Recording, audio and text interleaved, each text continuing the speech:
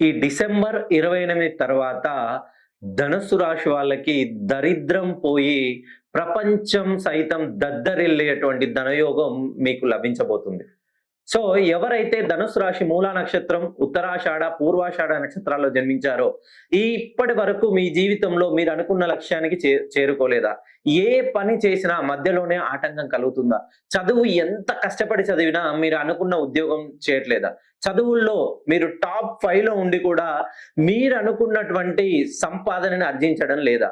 వ్యాపారం చేస్తున్నారు. వ్యాపారం లోన్లు, ఈఎంఐలు, వడ్డీలు తీసుకురావడం, తెచ్చిన దానికి కట్టడమే సరిపోతుంది. ఇంకా మిగిలింది ఏదీ లేదు అనుకుంటున్నారా?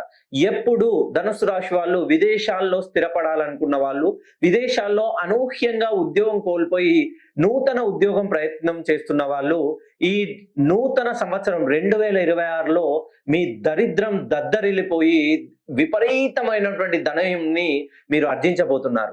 ఎందుకనంటే కర్కాటకం నుండి మిథునంలోకి గురుడు వస్తున్నాడండి. ధనుస్సు రాశి వాళ్ళకి రాశ్యాధిపతి గురుడే అవుతాడు.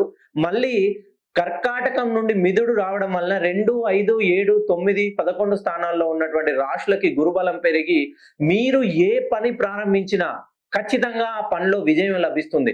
ఇంతవరకు మీకు విజయం అనేది ప్రాప్తించలేదు. ఈ డిసెంబర్ 28 తర్వాత మీకు అపజయం అంటేనే మీకు తెలీదండి.